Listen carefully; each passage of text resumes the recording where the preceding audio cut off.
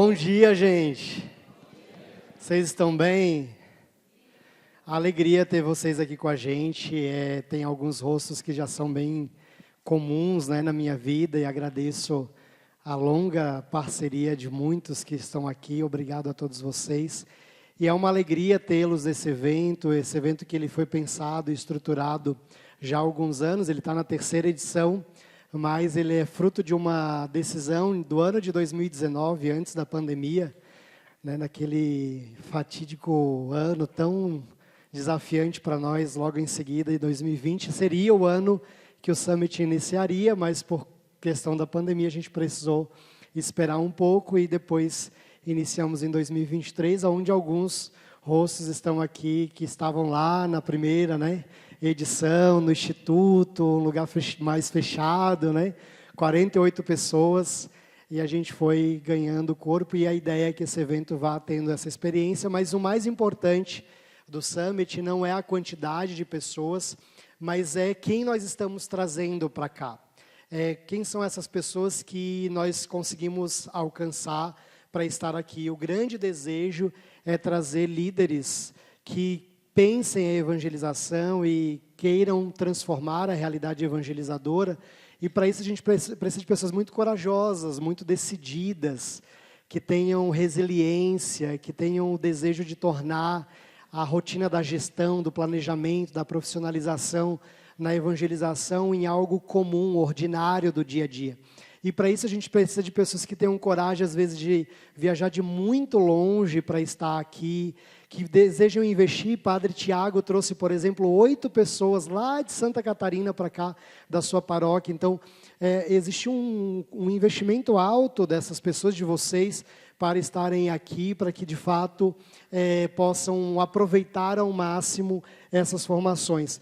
E não adianta a gente trazer pessoas que não vão transformar a sua realidade, porque senão a gente não vai conseguir impactar mais aqueles que estão afastados de Cristo, da igreja. Então, por isso, vocês aceitaram esse convite, investiram, não é barato, não é... Né, para a gente é um desafio fazer um evento como esse, existe um custo elevado, mas a gente também entende que para vocês também há um custo elevado para estar aqui, mas isso torna ainda mais importante, porque vocês tomaram a decisão de estar, de viajar, alguns viajaram a noite inteira para estar aqui, né? Então, aproveitem ao máximo os conteúdos que vocês vão ter. Tenho certeza que vocês não vão sair daqui da mesma forma que chegaram. Os conteúdos a gente acompanha, né, brifa bem com os palestrantes, para que a gente possa ter um conteúdo de qualidade, tá bom? Então, vamos lá. Nós vamos falar um pouco sobre a cultura do acolhimento. Nós vamos trazer para a nossa experiência evangelizadora esse tema que parece ser algo que a gente lida todos os dias na nossa comunidade, mas que na prática tem imensos desafios. Então, eu vou começar essa formação trazendo para vocês essa frase. A gente vai assistir a cena, né? A gente tem o Paulo aqui. Eu quero agradecer ao pessoal da The Chosen Brasil, que me cedeu de forma muito carinhosa, rapidamente, a cena que a gente vai assistir. Olha como eu estou chique. Quando chegou para mim a liberação da cena da The Chosen, eu disse, gente, eu não estou na minha cidade dizer pouca M, né? Eu sou um balaio cheio, né? Então, tá aqui um pouquinho da nossa parceria, né, com o The Chosen. Vamos lá. O significado da história é que Deus quer a sua casa cheia. Todos que acreditam em mim são convidados. Puro e simples. É forte essa frase, não é? Vamos ler junto ela? O significado da história é que Deus quer a sua casa cheia. Todos que acreditam em mim são convidados. Puro e simples. E eu quero convidar vocês a assistir agora um trecho dessa cena e que a gente possa mergulhar e entender um pouco mais sobre essa dinâmica da acolhida, e começamos a partir dessa cena, tá bom? Vamos lá.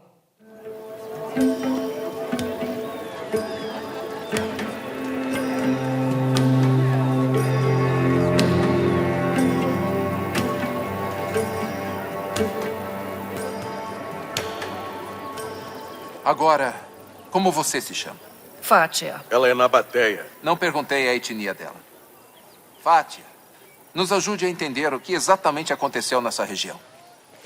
Seus alunos pregaram em Navé sobre um reino que encantou muitos dessa região que estavam visitando a cidade, incluindo o Álgore de Ábila, que parou de cumprir seus deveres cerimoniais e cívicos ao retornar a Decápolis. Trabalhos pararam, construções foram paralisadas. Sem autorizações, os poços não foram escavados. Então você está me dizendo que a região ficou paralisada pela ausência de um homem? O que Fátia não disse é que os comerciantes que não conseguiram licenças sequestraram uma caravana de exportações dos meus irmãos sinofenícios. Nós tínhamos um acordo que você renegou. Como você se chama? Hermes. Eu sou bronzista. Você parece com boa saúde e força. Tá bem vestido, de azul ateniense. Combina com seus olhos. Me diga, Hermes, qual a sua situação? Eu comprei um terreno no norte e precisei de uma leitura dos auspícios para determinar se os deuses eram favoráveis à construção de uma nova fundição. Parece tão simples. Mas por causa do que aqueles judeus disseram... Não associe essas pessoas à nossa ordem. Ficou olhando enquanto os relatos dos ensinamentos envenenavam as mentes. Você não sabe o que fizemos e não fizemos, Fátia. Repudiamos veementemente todos os seus ensinamentos. Fomos punidos por crimes que não cometemos. André, Felipe, Mestre, Sim, mestre. vocês direcionaram seus ensinamentos aos cidadãos judeus? como você instruiu. Mas o Álgore de Ábila ouviu e foi tocado. Hermes, o que a leitura do Álgore teria lhe dito? Se havia bons ou maus presságios. Isso não soa absurdo. Você nos chama de absurdos, judeu. Suas leis sobre comida e pureza são hilárias. Opa. Se sentem, irmãos. A última coisa que essas pessoas precisam é de trovão.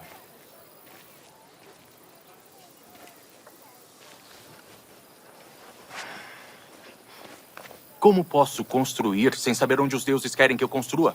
Nazareno, se você é algum tipo de mestre que se preze, não dignificará essa pergunta com uma A resposta. condescendência do seu povo é interminável. Ah, e nunca houve uma nota de condescendência na sua voz, Fátia? Não vamos fugir do assunto. Então aqui temos o Hermes, paralisado pelo medo de que suas ambições comerciais não sejam sancionadas pelos deuses da sua religião. Como isso poderia levar à violência? A flagrante rebelião do Álgore minou a autoridade grega. No entanto, a comunidade judaica foi alvo de uma onda brutal de ataques. Meu povo foi o mais atingido por não ter nossa papelada com Roma. E se voltou para o crime! Por desespero. Por isso eu trouxe André e Felipe de volta para esclarecer sua mensagem. Eles contaram uma história sobre hospitalidade, mas eu não sei por que judeus e árabes começaram a brigar por isso. As pessoas originalmente convidadas para a ceia na sua história tinham motivos totalmente plausíveis para não ir. Que é outra forma de dizer que algumas pessoas acham que a velha maneira de fazer as coisas é melhor. Ponham-se nas encruzilhadas e olhem. Perguntem pelo bom caminho. Sigam-no. Vocês conhecem seus profetas? É claro que sim. E quanto a Isaías? Esqueçam o que se foi. Não vivam no passado. Não coloque profetas uns contra os outros, especialmente nesta questão. As pessoas nos caminhos e valados. Certamente não está se referindo aos gentios. Parece que você não quer que o nosso povo vá para a ceia. O significado da história é que Deus quer sua casa cheia. E todos que acreditam em mim são convidados. Puro e simples. Heresia! Você parece até as pessoas no começo da história que se recusaram a ir à ceia. Existe alguma semelhança que vocês veem nesse diálogo do tempo atual? É interessante essa cena, né? Ela tem muitas camadas sobre a acolhida, ela tem muitas camadas sobre o que nós discutimos na evangelização, sobre doutrina, sobre uma série de comportamentos, de leis, de idolatrias. Mas, no fundo, o que mais importa nessa cena para nós e o que a gente vai discutir ao longo de todo esse dia é que Deus quer a sua casa cheia, Deus quer que todos aqueles que estão afastados de Cristo e da igreja possam entrar e possam experimentar deste amor e permitir que este amor seja o grande transformador. Eu sempre falo nas formações que o nosso problema da acolhida é que nós queremos fazer o papel de Deus na vida das pessoas. Nós queremos acelerar nelas a conversão delas, nós queremos que elas mudem o comportamento delas de imediato. Nós esperamos e criamos expectativas de que elas mudem e se transformem numa pessoa que até nós não somos. A gente espera que elas sejam o que nem a gente consegue muitas vezes ser. E a gente só vai entender o verdadeiro processo de acolhida quando nós entendermos que o papel de transformação, de conversão, de mudança de vida, quem faz é Deus e aquela pessoa que é impactada pela uma evangelização que deve ser feita por nós. Nós somos instrumentos e recurso dele. Tem uma outra formação que eu já dei sobre paróquia, lugar da acolhida, e eu uso uma analogia em dizer que nós somos chamados a ser um instrumento do sobrenatural de Deus para que as pessoas possam se achegar. Então, é preciso sim curar, é preciso realizar um milagre na vida das pessoas quando nós as acolhemos, para que de fato elas possam experimentar do sobrenatural. Mas esse é um elemento dentro do processo de acolhimento. Vamos lá. Quantas pessoas entram nas nossas paróquias buscando Cristo, mas encontram apenas indiferença? Quantas pessoas no nosso dia a dia, elas adentram nas nossas comunidades e elas não vão encontrar uma porta aberta? E não só literalmente aberta, como por exemplo a partilha do Padre Wallace, na semana passada, na quinta-feira, ele dizia que só o fato de começar a deixar a igreja aberta, as pessoas começaram a vir, e aí ele partilhava que vou começar a celebrar a missa meio-dia e 15 ou meio-dia e 30, né, padre? E aí ele disse, eu acho que pode não dar ninguém, hoje já dá ali 80, 90 pessoas diariamente na missa, numa igreja que ficava na catedral, uma catedral na maioria das vezes fechada durante o dia. Então, quando você tem literalmente já a abertura das portas, a estrutura, já há uma mudança. Mas se nós abrirmos de fato a nossa comunidade, a nossa vida, o nosso coração, será que as pessoas vão encontrar esse ambiente de indiferença? Ou será que nós somos capazes de reconhecer que a igreja é um lugar de indiferença? Será que a gente é capaz de fazer isso? Como comunidade, não estou dizendo só você como líder, porque eu acho que você consegue rapidamente refletir e dizer assim, não, nós somos indiferentes ainda à comunidade, àqueles que estão fora da igreja. Não estou falando de gente que está dentro, apesar de que a gente também às vezes é indiferente até os nossos já. Mas o que eu quero trazer aqui é a nossa reflexão sobre cultura, identidade da comunidade. Todo mundo consegue ter o entendimento sobre o que significa cultura organizacional? Entendem a diferença entre eu ter uma pastoral de acolhida e eu ser uma paróquia com uma cultura do acolhimento? Porque aí eu não preciso ter alguém na pastoral da acolhida para estar na porta recebendo as pessoas. Se eu chegar na igreja e não tiver ninguém na porta e eu sou um paroquiano, o que eu faço? Eu vou para a porta. Porque é cultural, está dentro da minha identidade na comunidade. Então, como que está o nosso ambiente? Eu partilhava com uma pessoa um dia e disse assim, é interessante, eu fui missionário durante 9 anos, e eu saí, e a experiência é muito interessante na vida religiosa, né? Não sei se tem outros que saíram. Você é irmão até o dia que você sai. O dia que você sai, aquelas pessoas que diziam que era sua família, elas desaparecem da sua vida, e é natural que isso aconteça. Mas a minha maior experiência foi compreender que quando você sai, você se coloca no lugar do pecador que está fora. E aí foi quando eu consegui perceber o quanto eu também não conseguia acolher quando eu estava dentro. Porque estar fora me fez ver numa outra perspectiva, que é o que a gente vai viver nessa formação ainda hoje.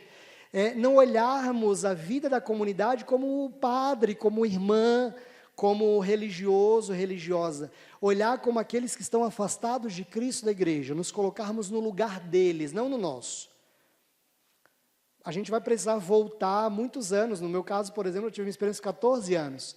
Então, voltar num tempo em que nós não pertencíamos a este ambiente. E isso é muito desafiante dentro do contexto pastoral. Quando eu estive, eu acho que foi na paróquia do padre, do padre Jamilton, agora eu não lembro, foi Teresina. Eu dei uma formação, se eu não estou me enganado, foi lá. E a gente teve um desafio enorme de fazer eles lidarem com o acolhimento de pessoas marginalizadas, pessoas que estão fora do contexto da igreja. Não é aquelas pessoas bonitinhas. E é interessante como o ambiente pastoral pode ser hostil quando você dá às pessoas um cenário de acolhimento que não é tão comum. E aí eu caí na besteira, não sei se foi lá, não estou lembrando. Eu lembro da paróquia da igreja, mas não lembro se foi Teresina, mas foi no Nordeste.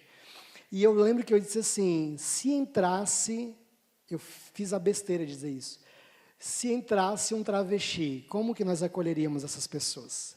E eu fiquei impressionado com o discurso de ódio que algumas pessoas tiveram.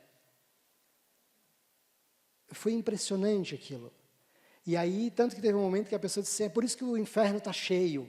E aí eu disse para a pessoa, olha, eu nunca visitei este lugar ainda para dizer isso, mas se você teve esse prazer de visitar, eu acredito que você tenha muita capacidade de dizer isso. Eu disse para ela assim, eu estou 20 anos na igreja, desde os meus 14 anos na igreja, eu nunca vi a igreja dizer que alguém foi para o inferno. Vocês já viram isso?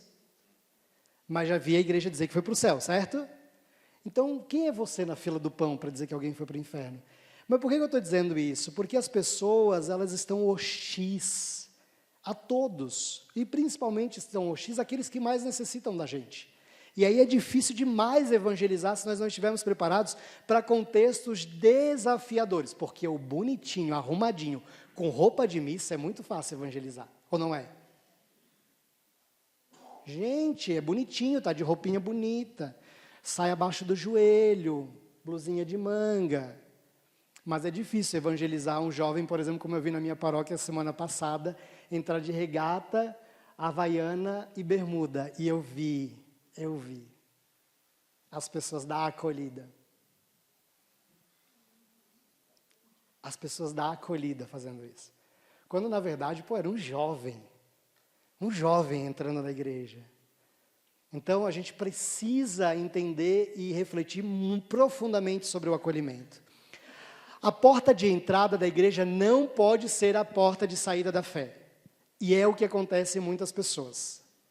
Não percam, não se iludam em achar que não acontece. Quem aqui já viu alguém dizer assim, nunca mais pisa os pés na igreja por causa da secretária miserável? E por que vocês não demitiram a secretária miserável? Por que o padre não demite? Por que a igreja não toma a decisão de demitir pessoas que não estão cumprindo o seu trabalho, inclusive profissional? Por que nós, por exemplo, a gente atendeu uma paróquia recentemente que os funcionários sofriam abuso psicológico dos paroquianos. A secretária sentou na frente de uma funcionária nossa, ela tremia para partilhar. E a gente perguntou, o padre sabe? Sabe. E o que ele faz? Nada. Mas eles fazem isso com vocês? Não, eles são ótimos. E são, de fato, são pessoas maravilhosas. Mas eram omissos diante de uma realidade da falta de acolhimento de pessoas que estão dentro da igreja. Eu tenho funcionários que são de igreja e eu tenho funcionários que não são tão de igreja. E eu tenho uma funcionária muito interessante e ela disse, meu Deus, literalmente a gente toca em coisas bem complexas na igreja, né? Ela dizendo. Eu disse, seja bem-vindo, viu? Não se assuste, não se preocupe, mas a igreja é linda. E a gente lida com uma hostilidade muitas vezes muito grande. Então a gente precisa entender que quando a igreja não é porta de entrada, ela vai ser porta de saída. E pode ser uma saída que nunca mais retorne. Existe um dia, você lembra o dia da sua conversão? Do dia que você teve a experiência ou foi convidado? Aquele foi o seu dia. Se você não tivesse vivido aquele acolhimento, muito provável podia ser que você não estaria aqui. Porque aquele dia foi o seu dia. Então, se ele não é o seu dia de entrada, ele vai ser o seu dia de saída. Eu quero convidar vocês agora, a gente vai usar os nossos sentidos do ouvido, da escuta, bastante agora, certo? E eu quero pedir que todo mundo feche os olhos, porque nós vamos escutar aqueles que estão fora da igreja falar com a gente. Mas é sério mesmo, eu quero que todo mundo feche os seus olhos para a gente juntos escutarmos. Essa imagem eu coloquei para que fosse exatamente isso. Imagine que você está na sua paróquia e você vai ouvir as pessoas que estão afastadas de Cristo da igreja, as percepções que elas têm sobre o contexto pastoral. Então, convido você, feche os seus olhos aí, bonitinho, e nós vamos começar a falar sobre a dor da invisibilidade, certo? Então, vamos lá. Tentei voltar para a igreja depois de 10 anos. Entrei, assisti a missa inteira e fui embora. Ninguém me dirigiu um boa noite. Me senti um fantasma. Não voltei mais. A gente chega, senta no banco, a missa acaba, a gente levanta e vai embora. É uma rotina solitária. Parece que se eu faltar, ninguém vai notar a diferença. Na minha paróquia, a pastoral da acolhida só entrega o folheto na porta. É um trabalho mecânico. Eles não olham nos olhos, não perguntam seu nome e não te convidam para nada. A dor da invisibilidade, pode abrir os olhos. Esses poderiam ser só relatos de IA, e eles são produção de voz de IA. Mas eles são relatos reais que eu extraí da internet, de grupos, de comentários que as pessoas fazem na internet. Então, essas são pessoas reais, falando das suas experiências reais. Então, a dor da invisibilidade, como é que a gente transforma isso? Tendo uma acolhida que faça com que essas pessoas sejam vistas. E isso é preciso um acolhimento que vai além do entregar o folheto. A gente precisa viver uma experiência de acolhimento que não é de porteiros, mas é de pessoas com intencionalidade para acolher. Eu sempre conto essa minha experiência da academia. Eu comecei a malhar na Smart, eu malhava na Bluefit e mudei para a Smart. E a primeira vez que eu fui, a recepcionista olhou para mim: oi, seja bem-vinda, é a sua primeira vez, né? Eu disse: vou treinar aqui. Ah, legal, como é que é o seu nome? É Jean. Beleza. Vai treinar nesse horário? Vou treinar pela manhã e tal, assim. Beleza. No outro dia ela: oi, Jean, tudo bem? Meu Deus, ela já gravou o meu nome, né? E aí ela: oi, tudo bem? Veio ontem, veio hoje, que legal. Passou, terceiro dia de novo, quarto dia de novo. E aí eu viajo muito para dar formação. E aí viajei, e eu tinha falado para ela que eu trabalhava dando formação e tal. Aí viajei e passei um dia assim: ei, senti tua falta, viu? Ah, não veio treinar. Aí eu disse: não, é que eu estava trabalhando. Você viaja, né? Você trabalha viajando, dando formação. Aí, foi tudo bem? Deu tudo certo? Gente, essa menina está interessada em mim, só pode. Ela sabia tudo. Tipo, ela sabia o meu nome, ela lembrava de tudo que eu falava para ela. E ela era só uma recepcionista de academia, cara.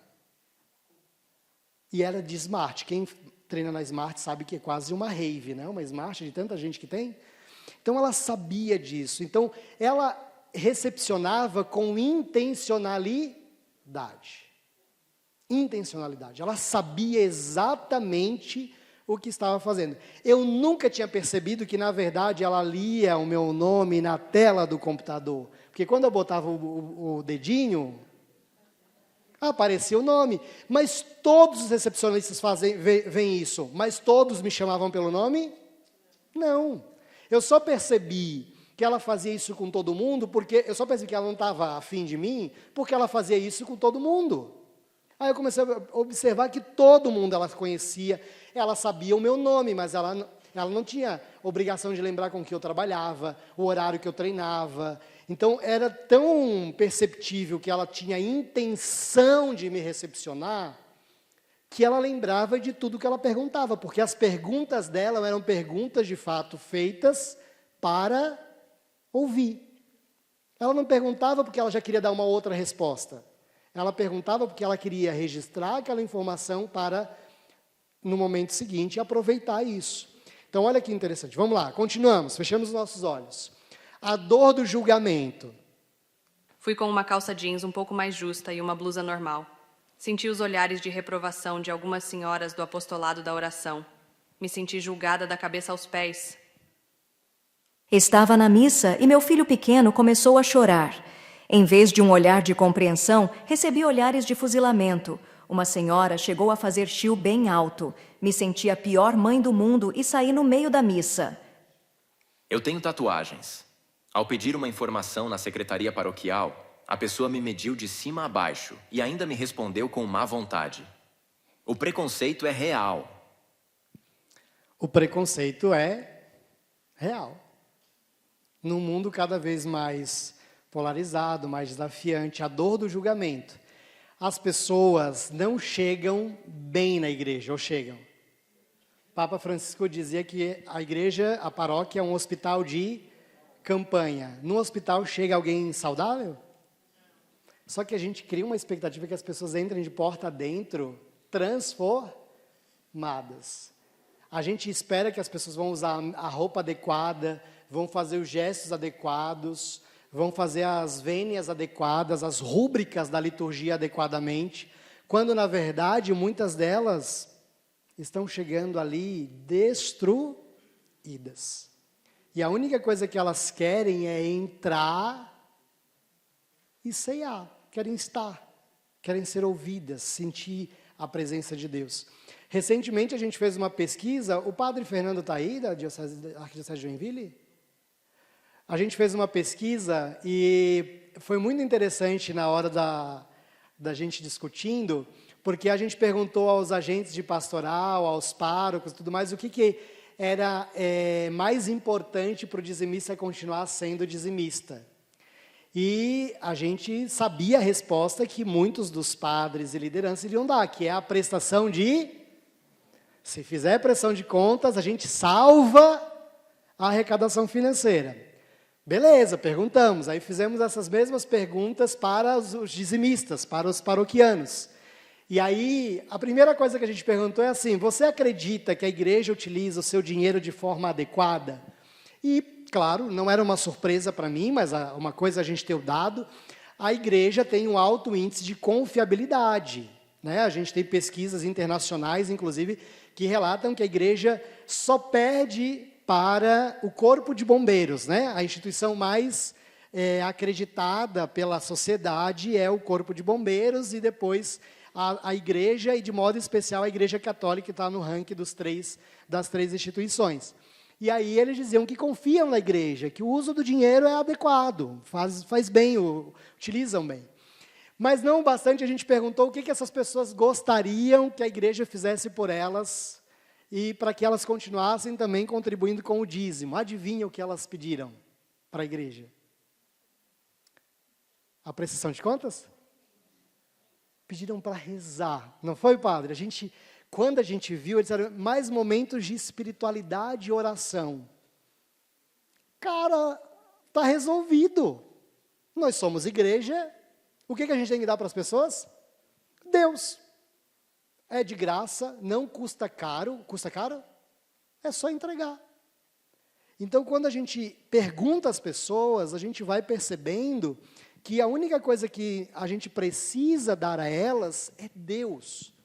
E parece tão óbvio isso, mas quando a gente entra na vida da comunidade, da paróquia, a rotina, os afazeres e uma série de burocracias e situações vão nos colocando numa rotina onde, de fato, o centro, que é as pessoas e o evangelho, vai ficando nas periferias da paróquia, na parte periférica da ação pastoral. E o núcleo central fica centrado em estruturas, em eventos que, na sua grande parte, não vai refletir, de fato, o anúncio do Evangelho. E, principalmente, nós vamos construindo um ambiente onde as pessoas não tocam na dor das pessoas. Quando elas começam a tocar na dor e começam a viver essa experiência, elas vão se tornando também mais misericordiosas. Porque o burguês, ele não consegue sentir a dor do pobre, consegue? Não, porque o centro das atenções é ele. Então, o acolhimento exige que nós tenhamos uma experiência de estarmos ao lado do outro. Vamos lá. A dor das panelinhas. Na minha comunidade, os grupos são sempre os mesmos. São das donas da igreja. Se você é novo, ninguém te convida para o café depois da missa. Ninguém te apresenta para o padre. É um clube fechado. Tentei me voluntariar para uma pastoral. A coordenadora foi tão resistente e cheia de regras que parecia que eu estava tentando entrar em uma sociedade secreta. Então, eu desisti de participar. Sociedade secreta. Além da experiência do primeiro encontro, do acolhimento querigmático, da experiência do anúncio do Evangelho, nós vamos ter a dificuldade de permitir que essas pessoas adentrem na igreja, e um dos grandes movimentos que a gente tem quando é evangelizado é o servir, né? Tem uma cena da The Chosen que é muito interessante, da samaritana. Ela tem aquela experiência de conversão belíssima, e é uma cena linda, quem não assistiu, assistam. E o ímpeto dela é que ela sai correndo, deixa o cântaro, e sai correndo igual uma retardada, né? bem doidinha, parecendo uma louquinha, correndo, esquece e sai para quê? Para anunciar. Ou seja, a experiência de quem encontra a misericórdia que quer transmitir isso. Só que ela vai fazer, às vezes, o papel de ridícula. Ela vai, como diz o ditado, tomar os pés pelas mãos, é isso, né? Ela acaba, às vezes, se atrapalhando, mas é natural e importante o acolhimento. Eu sempre falo da minha experiência de servir na igreja. Eu tive a minha experiência com 14 anos, num retiro, e comecei a participar de um grupo chamado Javé Nessi, na paróquia de São Cristóvão, que hoje, inclusive, é os deonianos que a administram.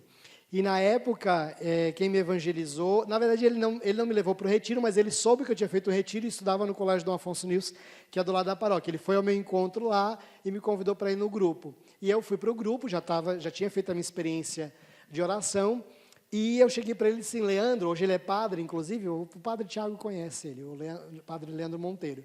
E aí eu disse, Leandro, eu quero pregar no grupo. Tinha acabado de fazer o retiro. E aí ele, tu quer pregar? Quero. Então tá, quarta-feira na minha casa que você vai começar a fazer estudo bíblico. Aí eu fui e comecei durante várias semanas. Eu aprendi a fazer Lexo Divina nos primeiros meses da minha conversão, com o Leandro. Lembra daquele livrinho do padre Jonas Abib, das pedrinhas? A Bíblia no meu dia a dia e tem as 5 pedrinhas. Aí ele me deu, e a Bíblia no meu dia a dia eu comecei a aprender. Ele disse, daqui 2 meses, ele marcou na agenda do grupo, você vai pregar. Olha que loucura que ele fez, né? Cara, daquele dia em diante eu nunca mais deixei de pregar. Eu preguei a minha vida inteira no grupo de jovens. É claro que ele foi maluco, imagina, eu tinha 14 anos, estava aprendendo. Mas se ele não tivesse permitido e me conduzido, me pastoreado, me discipulado, eu não teria feito, e pode ser que eu nem estaria aqui hoje. A gente precisa ter um movimento na comunidade de discipulado. O ano passado, quem estava aqui o ano passado? O Tom, a cada 10 palavras dele, 11 era discipulado. Eu fui para o Aparecida do Norte com ele, e ele ficou impressionado com a multidão em Aparecida. O Tom é um americano que veio para o Summit o ano passado. E aí, ele foi para Aparecida, e eu não falava nada em inglês, a esposa dele, a Mia, enrolava um português e um espanhol, e aí ele falou com a Mia, perguntando para mim, ele perguntou assim, e o que acontece com essas pessoas depois que elas visitam o santuário? E aí eu disse, Bia, como assim? Não, ele quer saber qual é o caminho de discipulado que o santuário oferece para essas pessoas. Eu disse, não tem caminho de discipulado, aqui é um santuário, é peregrinação e tal. Para ele e para a paróquia dele, há uma obsessão positiva sobre discipulado, sobre formar as pessoas para a igreja, que qualquer oportunidade de evangelização culmina num discipulado. Entende? O ide anunciai não está desconectado do fazei discípulos. Ide anunciai e fazei discípulos. Então a acolhida, ela é essa base inicial, mas que também culmina no fazer discípulos. Então o acolhimento não para na porta. E esse é um desafio paroquial. Nós temos uma evangelização, muitas vezes, e é uma evangelização que o futuro, a gente, pelo menos na minha experiência, a gente já sabe, uma evangelização que é muito permeada pela doutrina e pouco pelo querigma, ou seja, a pessoa vem pela lei e é pela lei que ela morre, porque ela vem, fica um tempo e depois ela sai. Vocês já viram essa cena? Eu já vi várias vezes, gente que entra, tem essas conversões meio malucas, que do nada ela vira uma... Os padres é que devem sofrer muito isso. Vocês fazem 10 anos de faculdade, teologia, filosofia, e aí vem um leigo que acabou de se converter, ele vira o melhor teólogo, né, da paróquia. Porque eles têm não é uma experiência de conversão, de querigma, de amor de Deus, literalmente, para depois ir culminando no discipulado. Então, a gente tem uma quebra de etapas que vai culminar numa pessoa que fica um tempo, faz, às vezes, até um estrago pastoral, e depois ela sai e pior, ela se torna pior do que ela era quando ela nem estava na igreja. O cenário é nítido. Quando eu vi amigos meus, eu tenho amigos que é exatamente esse cenário, eu disse, vai vazar. Vai vazar e vai ser feio. Porque só quem encontrou a misericórdia e entende o lugar de onde vem, sabe que é um vaso, né? Que pode quebrar. E está tudo bem. A cena, de novo, de Maria Madalena, quando ela se desconverte, aí Jesus diz, Madalena, você acha mesmo que é aqui? Não, você vai ainda cair muitas vezes. Então, a experiência de conversão, ela é importantíssima. Será que o que estamos discutindo aqui é apenas uma questão de sentimento ou estamos falando de uma estratégia com impacto real? Será que quando a gente fala que as pessoas não se sentem acolhidas na igreja, é só sentimento delas? Porque eu ouço isso de liderança. Nossa, mulher de pouca fé, só porque a secretária tratou mal, ela foi embora. Nossa, só porque o padre foi grosseiro com ela. Será que é só sentimento isso? Ou nós estamos falando de estratégia de acolhimento, de entender o cenário, de entender que as pessoas querem ser cuidadas. E elas precisam ser cuidadas porque elas estão feridas. Vamos lá. Quem tem aula comigo sabe que eu gosto de trazer sempre o meio secular, o estudo, as coisas de gestão para dentro. E uma das coisas que eu olho e eu fico impressionado é que as marcas, empresas, se preocupam com elas criam experiência. Isso aqui é quase uma obsessão para as novas marcas. Quem aqui é cliente do Nubank? Quantas vezes você precisou falar com alguém do Nubank? Cara, eu tenho conta, acho, 10 anos. Eu falei até hoje uma vez. Tem gente que não deve nunca ter falado com um atendente do Nubank, nem imagina que exista, mas existe. Porque a experiência para eles é uma obsessão tão grande que eles trabalham para que quem é cliente da Nubank faça o que eu estou fazendo agora. Dei uma palestra e acabo falando deles. Eles têm uma lojinha de produtos, vocês já viram isso? Eles têm produto de pet. Sabe por que eles fizeram uma borrachinha de pet? Um brinquedinho de cachorro? Sabe por quê? Eles repararam que muitos clientes pediam uma segunda via de cartão de crédito. Por quê? Os cachorros comiam. E eles pensaram, nossa, que legal, é uma dor do meu cliente. Então, nós vamos fazer uma almofadinha em formato de cartão do Nubank e vamos vender na nossa lojinha. E vamos ganhar dinheiro com isso. E eles ganham dinheiro com a almofadinha para o cachorro. Então, eles vão entendendo a necessidade do cliente e transformando isso em experiência. Vamos lá. Lições do mundo corporativo para a evangelização. O valor da experiência. Olha só isso. 80% dos clientes consideram a experiência oferecida por uma marca tão importante quanto os seus produtos e serviços. Pode até ser que a homilia do padre não é tão boa, mas se a experiência de acolhimento for boa, pode até ser que a catequista que está lá na base não seja tão boa na sua catequese, mas ela é a tia mais querida do mundo. E ela dá experiências positivas, profundas para aqueles catequizandos. Então, isso aqui é importantíssimo para nós, e qual é a indicação disso? O fiel não busca apenas uma boa liturgia, produto, mas uma experiência de acolhida e pertencimento. A homilia tem que fazer sentido para ele. E um sentido no outro dia. Ou quando ele sai da missa e chega em casa e nada mudou. Só ele. Ele mudou. Ele percebeu algo diferente nele, que foi a partir daquela homilia. O Tom falava no ano passado da importância da homilia na rotina, no cotidiano das pessoas. A homilia precisa fazer sentido para que quando a pessoa saia da igreja, ela vá viver aquilo. Não pode ficar no campo da ideia. Então, quanto mais eu trouxer a liturgia para dentro da realidade pastoral, melhor vai ser. 65% dos consumidores desistem de uma marca ou de uma interação por causa da má experiência. Quantas conversões espirituais perdemos por um processo de acolhida falho? Quantas pessoas vão na sua paróquia e não voltam mais? Você tem esse número? Esse número é um indicador que a gente precisa ter, precisa acompanhar. Se a gente quer profissionalizar, se a gente quer, de fato, ter uma acolhida que encontra os afastados de Cristo e da igreja. Eu preciso ter esses números e trabalhar para encontrar essas pessoas. É por isso que a gente existe. E é isso que vai nos dar gás, vigor, plenitude pastoral. Nós vamos conseguir ter uma paróquia animada quando as pessoas começarem a ver que elas transformaram a vida de alguém. Eu costumo dizer que paredes não falam. Uma linda construção não vai fazer sentido algum se não houver pessoas para encher aquela construção. E se aquela construção ela não é capaz de falar, olha, você transformou a minha vida, que ela não é capaz de fazer isso, não vai fazer sentido para as pessoas. Então a gente acaba ficando cansado exatamente porque nós não temos uma experiência de evangelização que traga pessoas que possam dizer, eu fui transformado pela evangelização da paróquia. O meu casamento foi restaurado, a minha família foi transformada, eu sou um novo jovem. É isso que traz vigor e plenitude pastoral. 58% dos consumidores afirmam que abandonam uma marca logo após a experiência negativa. Não gostei, foi ruim, vou embora.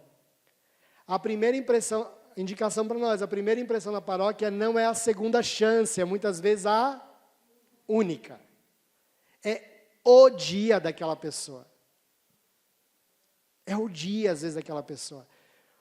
Vou usar o Padre Wallace de novo, vou te expor de novo, né? Ele partilhou que um motoboy, né, padre, os motoboys começaram agora a visitar a catedral, com a igreja aberta, eles vão lá, passam e rezam. Então, ele partilhava a experiência de um jovem que começou a ir lá e estava numa situação do casamento, né? E, a partir disso, começou a estar mais próximo da igreja e buscou orientação. Ou seja, ele encontrou uma igreja aberta, foi uma experiência positiva, e isso fez com que não fosse a única vez que ele foi lá, bateu, e a igreja estava fechada. Nem precisa de muita coisa, só abrir a porta às vezes, né, para as pessoas entrarem e rezarem. Então, essa experiência a gente precisa entender que não existe muitas chances. Nas vendas vai dizer que a gente tem, acho que são 60 segundos, o Jorge fez um curso agora recente de vendas, e a gente tem, tanto que fazem uma dinâmica, né, você entra no elevador e desce o elevador, é o tempo que você tem para convencer alguém a comprar alguma coisa sua. Então, muitas vezes é esse tempo rápido que a gente tem para evangelizar alguém. Então, a gente não tem muito tempo e nem muitas chances, nem muitas oportunidades. 75% dos consumidores afirmam que a experiência do cliente é um fator decisivo para a sua lealdade a uma marca. O que garante que as pessoas permaneçam na igreja é essa experiência. Porque coisa ruim na igreja a gente vai enfrentar de monte, ou não? Natural, faz parte. O engajamento pastoral e a perseverança na fé estão diretamente ligados à qualidade da experiência comunitária, ao quanto eu fui acolhido como comunidade. Se essa pessoa não receber uma verdadeira evangelização, ela vai vazar, ela não vai ficar. Então, eu preciso trazer essa experiência para dentro da comunidade. A experiência precisa ser positiva e tem que ter qualidade.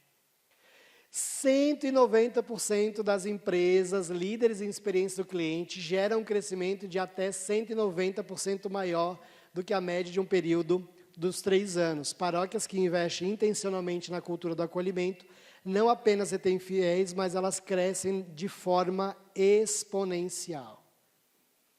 Em tudo. Eu dou o curso do dízimo, por exemplo, como é que você vai aumentar a arrecadação do dízimo se a experiência evangelizadora é ruim? Né? Vocês vão ter uma trilha com o Padre Fernando e também com a Ana Carla sobre isso. Então, como que você quer que as pessoas deem dinheiro dela se elas não têm uma boa experiência? Como que você quer que ela volte na missa seguinte e traga alguém se ela foi lá e não viveu uma boa experiência. Você não precisa evangelizar novas pessoas se quem você trouxe foi bem feito o trabalho. A experiência de evangelizar e acolher bem uma pessoa faz com que essa pessoa traga outro. Uma boa homilia que foi entregue àquela pessoa, uma boa música, uma boa liturgia, ela sai dali, ela vai no trabalho dela, ela vai viver a divulgação da paróquia lá na realidade dela. A mesma coisa vai acontecer se essa experiência for negativa. Então, o acolhimento, toda a estrutura e o processo de acolhimento na nossa comunidade, ele é uma chave importantíssima para o nosso crescimento. E aqui é, de fato, colocar toda a intencionalidade de mudar isso. Por isso esse summit é todo sobre acolhida. Vocês vão ter palestras super profundas aqui com o Pierre, Dom Edson, o Padre José e o Pierre vão trabalhar a dimensão da dor, dos problemas emocionais, porque nós precisamos falar de acolhimento fora a porta, fora de uma realidade só de entrega de panfleto.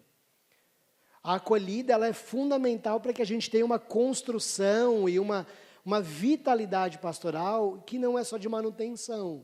Se você quer continuar do jeito que está, não precisa fazer nada. É só ficar assim que a ladeira é ladeira abaixo. É só continuar que vai ladeira abaixo. As pessoas vão embora e aí está tudo bem, é assim que vai acontecer. Agora, se você quer crescer, a acolhida deve ser o foco.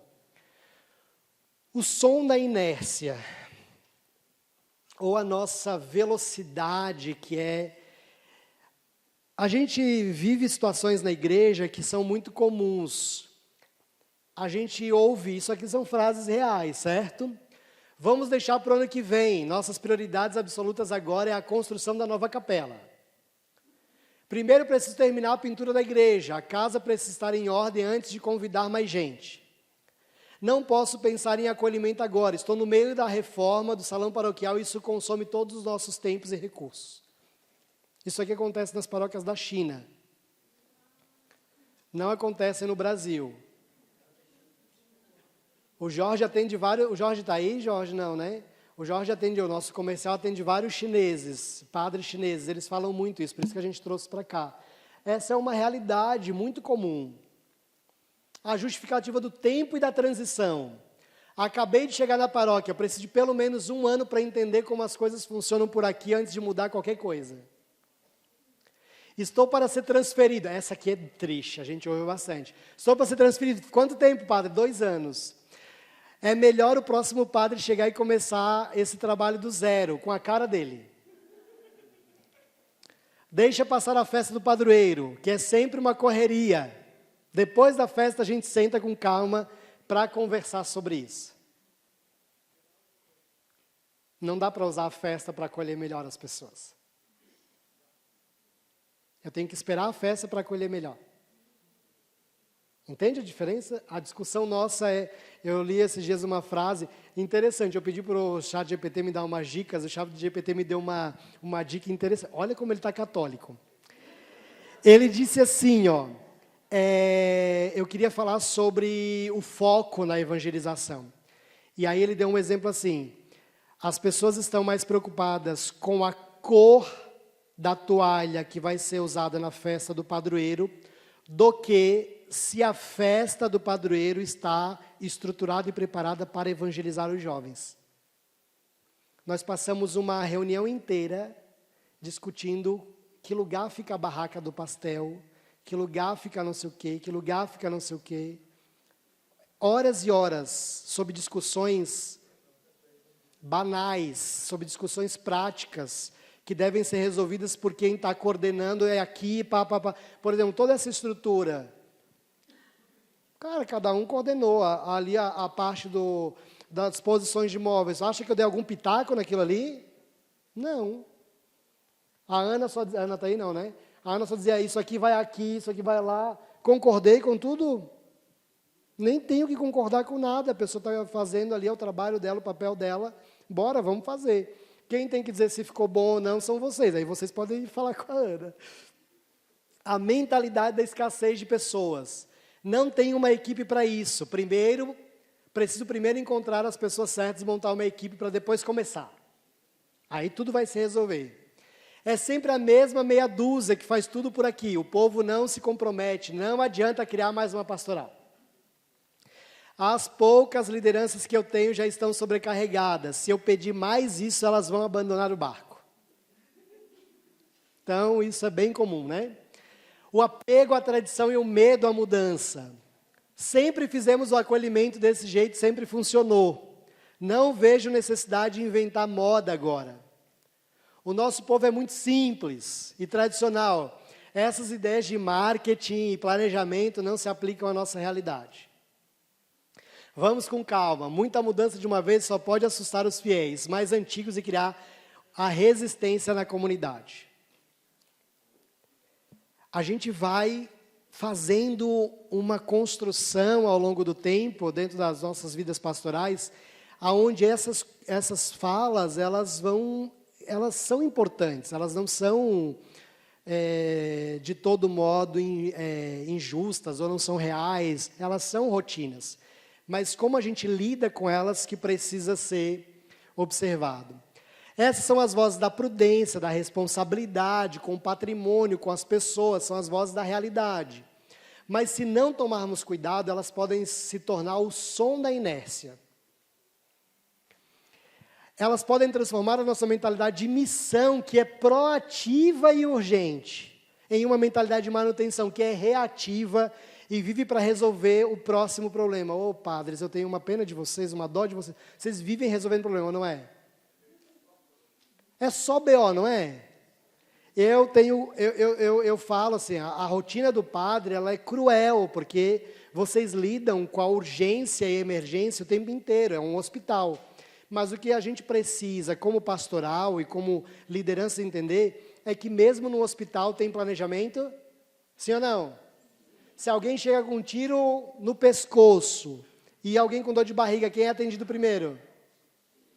E se a pessoa está viva ainda, eu vou atender primeiro quem está mais ferido.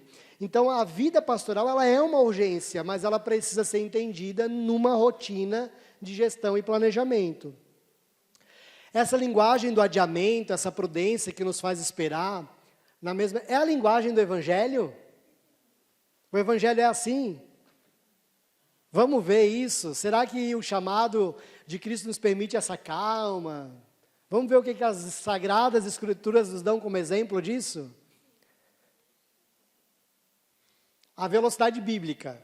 A mulher, então, deixou o seu cântaro e foi à cidade, disse aquela gente, vinde ver o homem que me disse tudo quanto eu tenho feito. Será que ele não é o Cristo? Eles saíram da cidade e foram ao encontro de Jesus. Ela parou, pensou, refletiu? Não, ela foi rapidamente.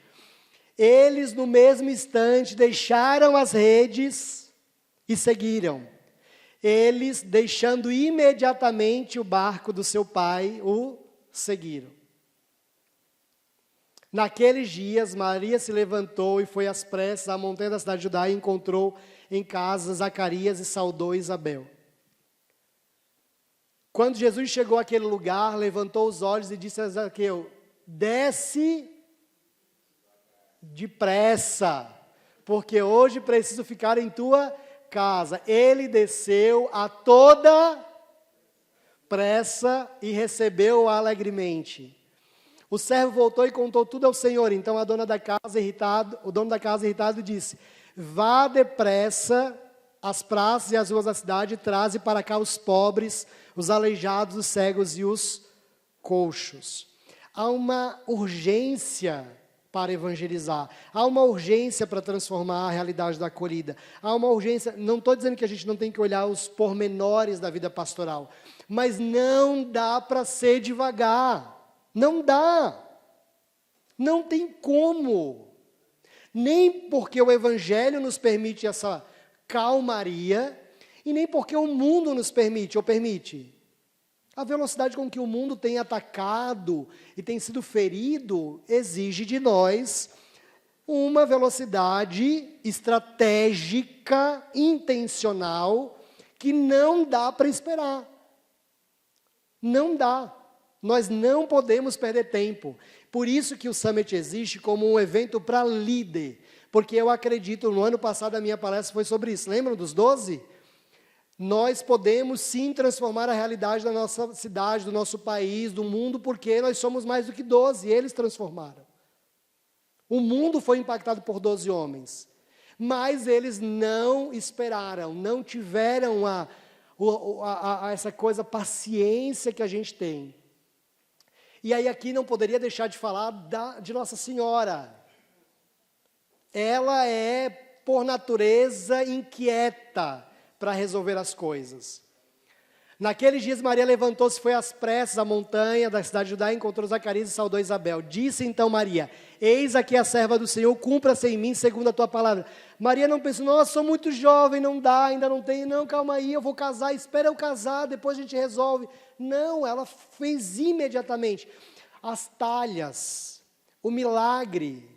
Diz: não é agora, mãe, não chegou a minha hora. Peguem as talhas e tragam a ele. Ela nem disse: não, meu filho, tenta. Ela nem insistiu, ela simplesmente disse: pega e traz. E aí, uma coisa importante que eu tive a graça de, vou citar de novo o padre Wallace, que sabiamente na formação da quinta-feira disse assim: e aqueles servos, eles não encheram a talha até uma parte, eles encheram até a boca. Que é o quanto nós impactamos ele usava para fazer a analogia à profissionalização. Profissionalizarmos a evangelização, investirmos, colocarmos toda a nossa potência, é enchermos a talha até a boca. O resto vai acontecer. Eles só precisaram botar água dentro da talha. O milagre, foi eles que fizeram? Não, mas eles participaram desse milagre. A história da humanidade está lá. Os servos encheram as talhas, até a boca. Do acolhimento, tarefa, a cultura da acolhida. Vamos lá. Acolhimento, cultura de hospitalidade. O foco é a tarefa. Se a gente trabalha como cultura, o foco é a mentalidade. Focado no que fazemos, entregar o folheto, dar bom dia, servir o café. Focado no como e por que fazemos, o sorriso genuíno, a escuta atenta ao interesse real. Lembra da recepcionista da Smart? Levem esse exemplo lá para a acolhida da paróquia de vocês. A responsabilidade é de alguns, a responsabilidade é de todos, isso é cultura, não é sobre tarefa. É cultural, eu faço porque é dentro de mim. A pastoral da acolhida é a única responsável, se eles falham, a acolhida falha. Do padre ao fiel, do último banco, todos são agentes da acolhida em cada inteira. Gente, o fiel, que foi a primeira vez, participou, amou, se sentiu acolhido. Quando ele vai a segunda vez e convidou alguém, quem é que é responsável pela acolhida dessa pessoa? Foi ele mesmo. Porque ele foi tão bem acolhido que agora quem acolhe é ele. Alguém pegou a cadeira para ele num lugar. Aí ele leva alguém, o que ele faz? Ele vai lá, pega a cadeira e põe para ele. Porque ele experimentou da acolhida. Então, logo, ele vive isso também. Ocorre apenas na porta da igreja antes e depois da missa. Ocorre no WhatsApp, na secretaria, na homilia, na limpeza dos banheiros, nos racionamentos, eventos, a música, tudo gira em torno disso. Tudo é intencional. Nada está ali por acaso.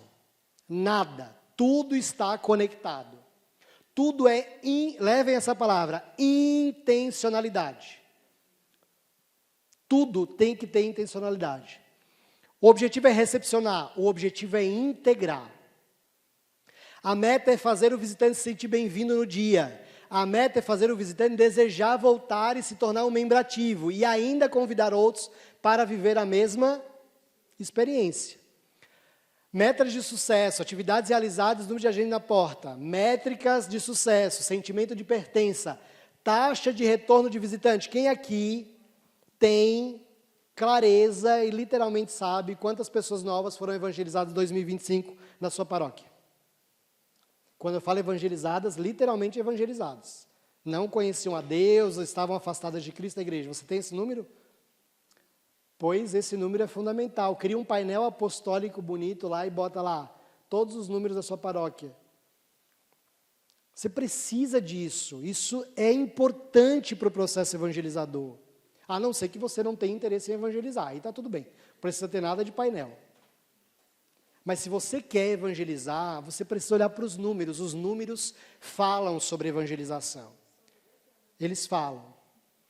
Resultado, uma paróquia com pastoral eficiente. Resultado, uma paróquia que cresce porque é magneticamente acolhedora. Ela vai atraindo. Imagina isso numa cidade onde todas as paróquias vivem isso. Imagina. Pensa aí, rapidamente, 5 paróquias numa cidade relativamente aí dos seus 80 mil habitantes. Todos fazendo tendo a mesma dinâmica de cultura de acolhimento. Vocês acham que isso é transformador? Gente, isso é muito rápido de transformar. Por isso que a gente tem tanta dificuldade de acolher, porque a acolhida pode modificar toda a realidade pastoral da igreja. E vai mudar. O mapa da acolhida. Vou entregar para vocês uma ferramenta que é baseada no Canvas, certo? Então a gente vai usar ela. Vamos enxergar a paróquia com os olhos de um visitante. Qual é a experiência real que uma pessoa tem ao interagir com a nossa paróquia pela primeira vez, em todos os pontos e contatos? Faça uma auditoria digital, entenda como é que está a sua paróquia no ambiente digital. O ambiente digital é a porta de entrada. Se você procurar agora no Google aí, o horário de missa da sua paróquia, está tudo certinho? Então, como é que você vai recepcionar as pessoas, se as pessoas não sabem o horário da missa? Elas não conseguem pesquisar isso rapidamente. O site, tem lá os horários de confissão? Não, não tem nem site. É básico. A parte digital precisa funcionar. Cliente oculto, peça para que alguém fora, um amigo, uma pessoa oculta, venha na igreja e depois conte como foi a experiência dela. Se ela foi vista, enxergada. E peça para essas pessoas falarem com o seu conselho. Leve essas pessoas para ouvirem dessas pessoas. Eu sentei, saí, ninguém... Façam isso. Mapeamento da jornada física. Faça o caminho de um visitante. A igreja é limpa, sinalizada, banheiro, secretaria, som de qualidade. Os deficientes têm lugar para eles sentarem? Tem a demarcação da cadeira de rodas? Qual paróquia aqui tem sinalização para deficientes? Cara, 2, 3. Tem noção disso? O que a gente precisa para ter um lugar com identificação? Uma fita e arrastar o banco e deixar um quadrado. É difícil fazer isso? O que falta fazer? Nossa, nunca pensei nisso. Falta cultura de acolhida, porque a gente teria pensado se nós tivéssemos intencionalidade. Tem cada vez mais autistas. Como é que a gente organiza o ambiente para o autista? Tem um lugar que a mãe pode pegar a criança numa crise e levar e continuar assistindo a missa? Ela entrar numa sala que tenha vidro e ela consiga ouvir a missa, mas não vai atrapalhar as pessoas? Já viram uma criança autista com crise? Você tem que dar espaço para ela. Com som ela não vai conseguir resolver. Mas a gente sequer estuda o que precisa para fazer isso. E às vezes nem é uma estrutura grande para fazer. Opa! Como é que volta? Aqui. Mapeamento da jornada evangelizadora, identificar os canais de atendimento. Os eventos são querigmáticos. A festa é pensada para isso. Eu vou usar um exemplo de uma paróquia que eu fui. O padre está aqui, eu vou falar que eu acho que ele não vai se importar. O padre Alessandro, eu fui ele na paróquia dele, e é uma paróquia com quantos anos, padre? 400 anos, né? E ele disse assim, Jean, vai na equipe da festa do padroeiro, lá dá uma palavrinha para eles. Eu fui para dar um curso do dízimo. Nem sei se eles contaram isso para o senhor. Aí eu fui, e eles são super organizados. A reunião durou 40 minutos. Eu fiquei impressionado, assim, né, padre? Isso é uma festa grande, é um mês, eu acho, de festa. E aí, eles estavam com uma dificuldade que tinha 30 casais, 40 casais que tinham feito o ECC, e eles não sabiam onde colocar esses casais para trabalhar. E aí eu disse para a gente, vocês são muito organizados, parabéns. Aí eu disse, eu só senti falta de uma equipe. Aí eles, de qual, Jean? Vocês têm a barraca do pastel, do cachorro-quente, da bebida, de tudo. Mas cadê a equipe de evangelização? Quem é que vai abordar as pessoas e evangelizar elas? A igreja vai estar aberta? Vai, mas quem é que vai conduzir elas para lá? Aí eles, nossa, a gente nunca teve essa equipe. Aí eu disse, lembram do pessoal do ECC? Eles podem ser essa equipe. A gente não pensa a estrutura dos eventos promocionais para atrair as pessoas e nem como vai conduzir elas. É lindo o cerco de Jericó, e o pós-cerco? Vai ter o quê? Um café, um jantar, Qual é a próxima atividade? Eles vão para onde? Eles vão fazer parte de um grupo bíblico? De um grupo de reflexão? Que tipo de atividade eles vão ter? Então, é um mapeamento da jornada. Está acabando, Ana Carla. Coleta de feedback, crie canais de ouvidoria, permita que as pessoas ouçam. Nós somos péssimos para ouvir as pessoas sobre as necessidades pastorais. Padres, vocês têm um espaço de ouvidoria maravilhoso. Qual é, padres? A confissão. Registrem. Não precisa registrar o nome das pessoas, mas registrem o que vocês observam no confessionário e transformem essa informação em estratégia de evangelização. Levem isso mapeado. Por exemplo, você atendeu 30 pessoas ao longo do mês, e dessas 30, 25 estão com problemas de relacionamento de marido e mulher. E a maioria deles foi sobre traição. Você tem um cenário aqui. Como é que você reage diante disso? Que tipo de ação você pode fazer? Cada realidade pastoral, provavelmente, se vocês conversarem entre vocês aqui, vocês vão ver que cada um vai enfrentar desafios diferentes pastorais, contextos diferentes. Vão ter os mesmos, mas alguns mais em uma tônica, outro em outra. Tipo, mais famílias com dependência química, outros desestrutura emocional. Você vai ter diferentes cenários. Use isso para transformar em ações e serviço para acolher. E transforme isso em informação para o fiel, para os seus leigos, para eles entenderem as dores, os cenários. Essa mesma paróquia que deu aquela situação que a mulher disse que todo mundo ia para o inferno, quando acabou, o padre olhou para mim e disse, nossa, eu tive uma vontade de levantar e dizer, vocês esquecem que quem confessa vocês sou eu? Porque ele tinha um cenário de todas aquelas pessoas no fórum íntimo. E ele sabia que o que elas estavam falando, elas praticavam no escuro. Mas por isso, porque elas não conseguem tocar a dor do outro. E aí você se torna uma pessoa amarga, dura. Porque você não aprendeu a viver a misericórdia. É para onde? Aqui. Defina as personas, entenda quem é o teu público. É criança, é jovem, não dá para falar do mesmo jeito. Tem a palestra do Padre Dudu, ele já pediu, por favor, se cadastre na palestra dele. Ele disse que ninguém se interessa pelas crianças. Eu disse, não, padre, eles se interessam sim. Mas ele vai ter uma só sobre a jornada da evangelização a partir da criança. A pastoral da acolhida, defina papéis claros, organize. Não, tem a pastoral da acolhida, pode começar no estacionamento. Eu dei uma aula há 2 semanas atrás sobre isso, está lá no canal no YouTube, do estacionamento ao pós-missa. Como que a gente trabalha esse processo de acolhida. Cria um manual da primeira impressão, desenvolva um guia que os agentes tenham que ler, estudar e entender o que eles não podem fazer e o que eles devem fazer. Não adianta só colocar o que é para fazer, tem que dizer o que não pode fazer. Né? A gente tem que deixar clara essa informação.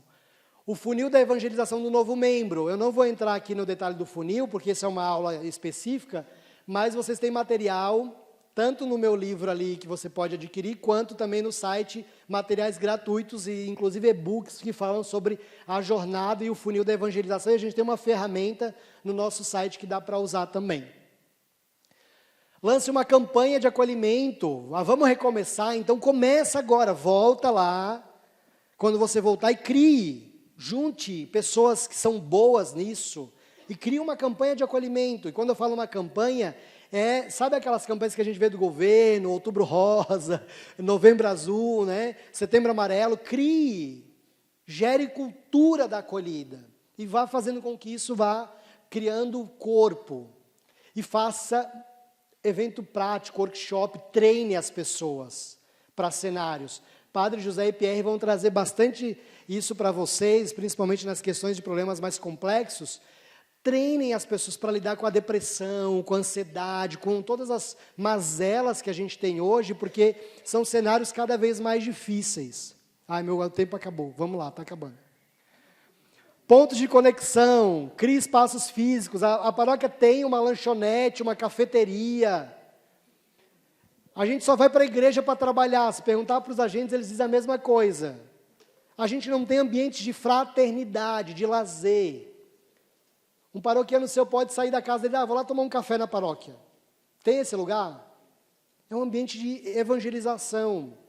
Teve um padre, o padre Elvis, ele tinha uma estrutura que estava meio abandonada na paróquia dele, ele mandou derrubar e fez um parque para as famílias. Parquinho para criança. Domingo, ele se lota. Família dentro da paróquia. É uma estrutura que é possível fazer. E cria um fluxo de boas-vindas. A pessoa veio pela primeira vez, você cadastrou ela em algum lugar? Para mandar uma mensagem depois, o padre mandar um áudio. Conversar com essas pessoas, manter contato, mandar para elas dizendo que elas podem confessar. E não pode ser só em horário comercial, pelo amor de Deus. Ainda tem que ser, em 2025 a gente tem que falar sobre isso. Confissão em horário comercial. Como é que a pessoa vai? Ela não vai. Não tem como. Elas trabalham. Pense em São Paulo. A pessoa sai 4h30 da manhã de casa, volta 9 horas da noite. Ela vai confessar como em horário comercial? Não tem como. Então, a gente precisa criar fluxos que façam sentido para as pessoas. É muito desafiante. Bem-vindo ao mundo da evangelização. Não é fácil.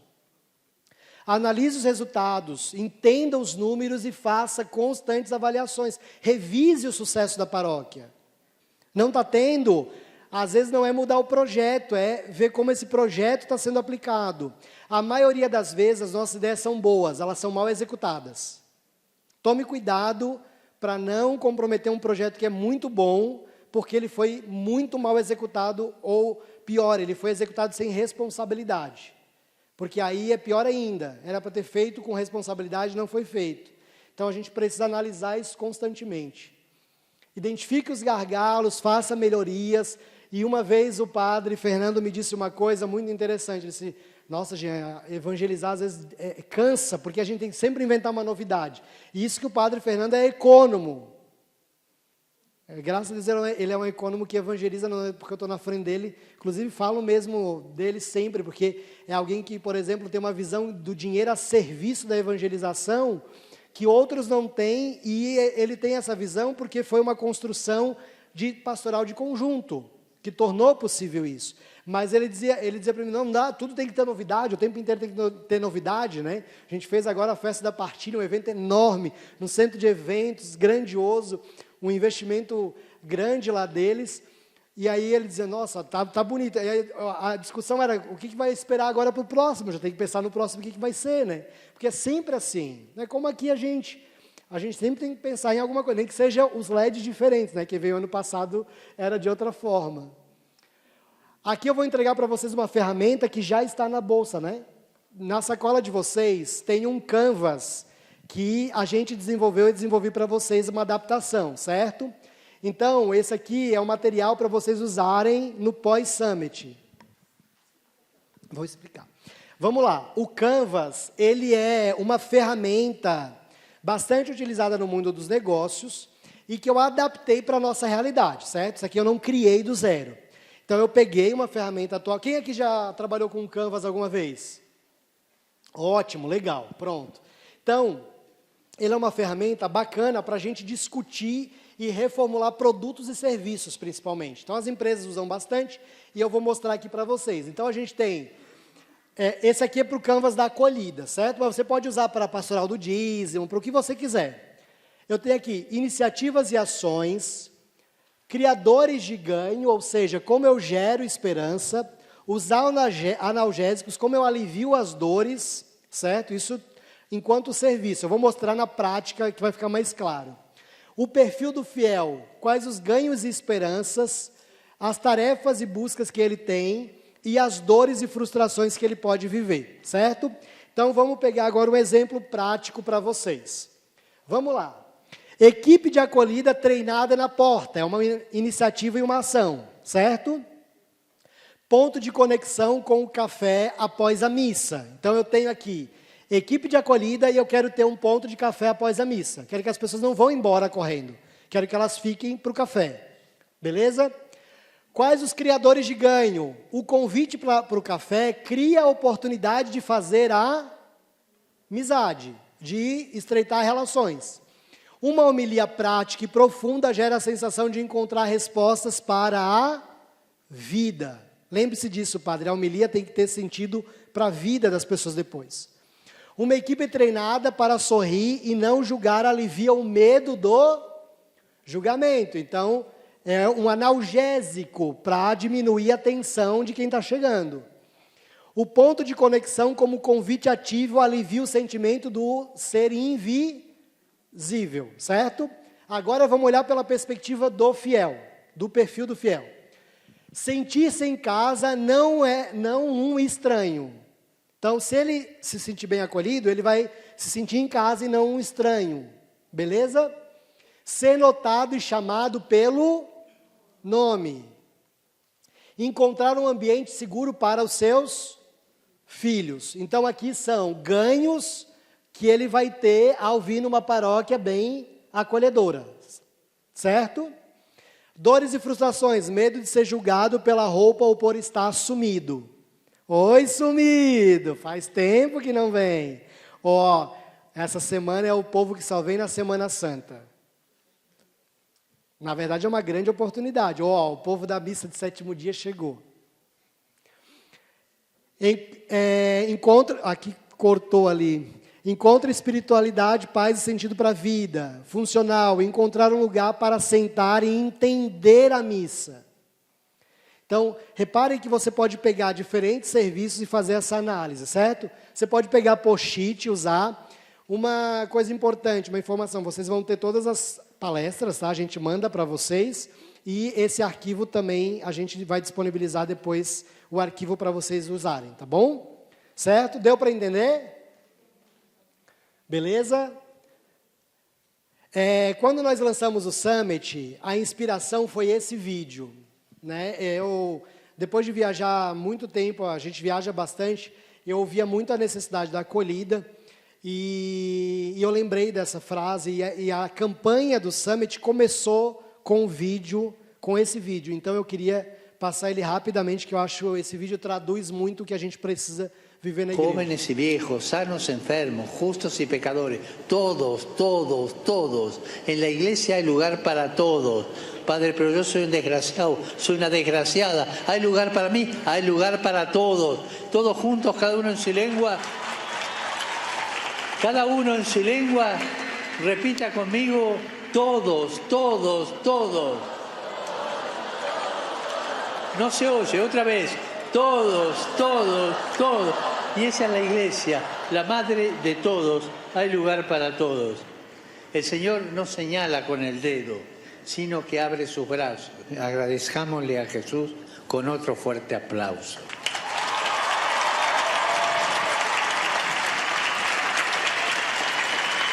A igreja é lugar para todos, todos, todos. É linda essa cena, né?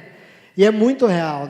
Eu acho tão forte que eles dizem os desgraçados, né? Que é em espanhol, então. Mas é muito bonito. O que ainda é necessário na construção da cultura do acolhimento, depois de tudo isso, gente?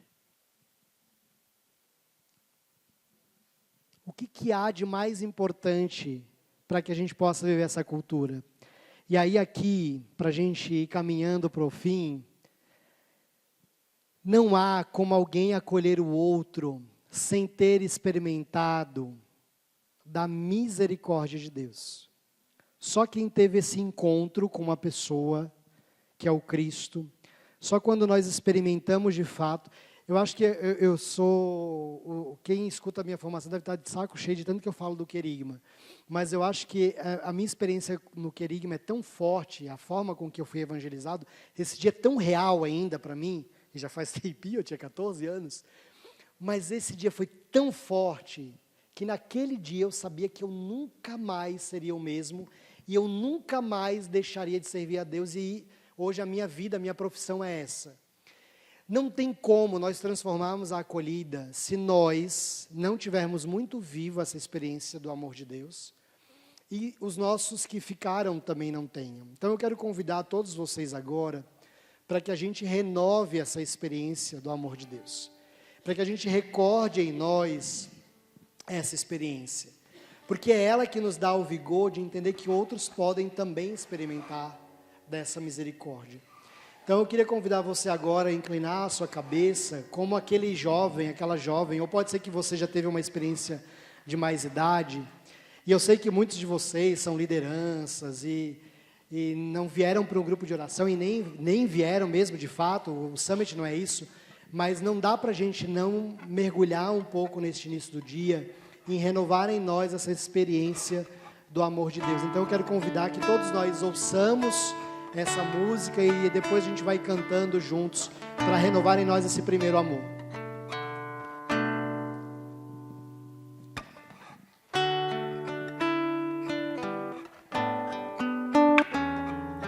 Quanto eu esperei, ansioso queria te ver e te falar o que há em mim, já não podia me conter. Me decidi, Senhor, hoje quero rasgar meu viver e te mostrar meu coração, tudo que tenho e sou. E por mais que me falem, não vou desistir. Eu sei que nada sou, por isso estou aqui, mas eu sei que o amor que o Senhor tem por mim é muito mais que o meu. Sou gota derramada. Fiquemos de pé e vamos juntos cantar esta canção, pedindo que o Senhor renove em nós o seu amor, a sua confiança. Renovemos em nós o primeiro amor, o querido, a esperança de um coração que foi encontrado pelo Senhor. Renovemos em nós a missão de anunciar o Evangelho, não como tarefa, como profissão, como dever, mas como aqueles que foram amados primeiro e como foram amados querem também amar.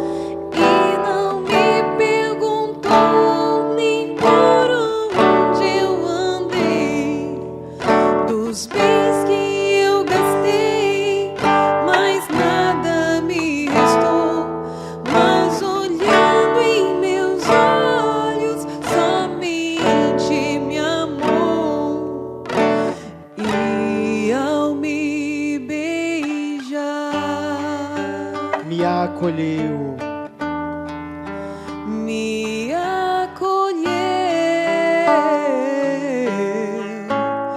num abraço de paz.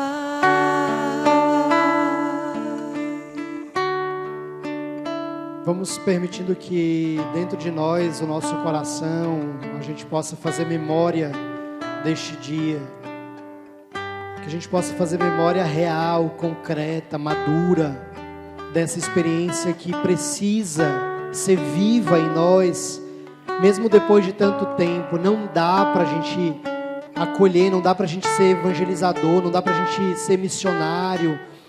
Não dá, a gente não consegue por força própria. É só o amor de Deus que impulsiona a nossa vida, é só o amor de Deus que impulsiona a criatividade, a inovação. É só o amor de Deus que nos faz encher as talhas até a boca. Sem este amor nós não temos força sequer para carregar as talhas. Este amor precisa ser renovado em nós. Não há acolhimento que não passe por um coração que foi acolhido primeiro. E lembrando dos seus paroquianos, lembrando dos seus amigos da paróquia, daqueles que fazem parte da sua comunidade, cantemos mais uma vez esse refrão, com eles, por eles, rezemos junto com eles agora, mesmo que eles não estão aqui, para que a cultura da acolhida possa acontecer na nossa comunidade, na nossa vida, no país, no mundo inteiro, que espera uma resposta dos filhos de Deus. E de modo muito especial, durante todos esses 2 dias, nós vamos falar sobre aqueles que estão afastados de Cristo e da igreja. É por eles, para eles que a gente está aqui, para que eles possam experimentar deste mesmo amor no qual nós experimentamos um dia. Por isso cantemos mais uma vez. E por mais que me falem, não vou desistir. Eu sei que nada sou, por isso estou aqui. Mas eu sei que o amor que o Senhor tem por mim é muito mais que o meu. Sou gota derramada no mar.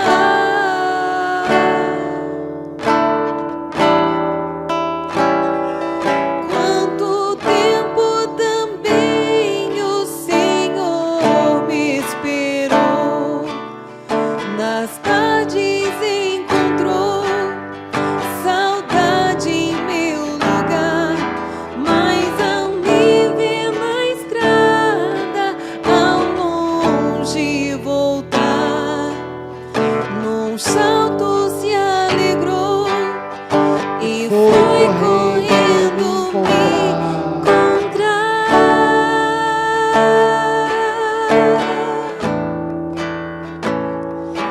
E não me perguntou nem por onde eu andei, os bens que eu gastei, mas nada me custou. Mas olhando em meus olhos, somente me amou. E ao me beijar, Mais uma vez, e ao me beijar, ao me beijar, pensando em nossas comunidades, e a nos beijar, e ao nos beijar, nos acolheu, nos acolheu, num abraço de paz. num abraço de paz. Obrigado, Senhor, por este amor que transpassa o tempo, a história. Obrigado, Senhor, porque Tu és Deus, Tu és Senhor. Obrigado, Senhor, porque Tu ouves a nossa oração, Senhor. Tu escutas o clamor dos Teus. Obrigado, Senhor, porque Tu és Deus. E nós somos Teus filhos. Nós somos Teus amigos, Senhor. Obrigado. Bendito sejas para sempre, Senhor. A Ti todo o poder, toda a honra e toda a glória, Senhor. Somos Teus. Para Ti servimos. A Ti servimos, Senhor. E assim queremos permanecer durante todos esses 2 dias, ouvindo a Tua voz, ouvindo o Teu chamado, construindo, Senhor, uma verdadeira cultura de acolhimento. E sob o olhar da Virgem Maria, ela que é a estrela da evangelização, ela que é nossa mãe, amada, querida. Virgem, Tu és nossa mãe e nós Te amamos.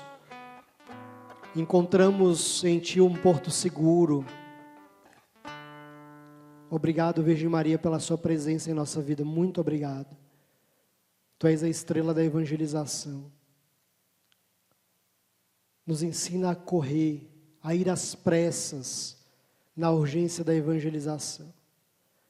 Ave Maria, cheia de graça, o Senhor é convosco. Bendita sois vós entre as mulheres, e bendito é o fruto do vosso ventre, Jesus. Santa Maria, Mãe de Deus, rogai por nós, os pecadores, agora e na hora de nossa morte. Amém. Obrigado, gente. Continuemos com as orientações. Deus abençoe a todos. Sejam muito bem-vindos. Estamos juntos.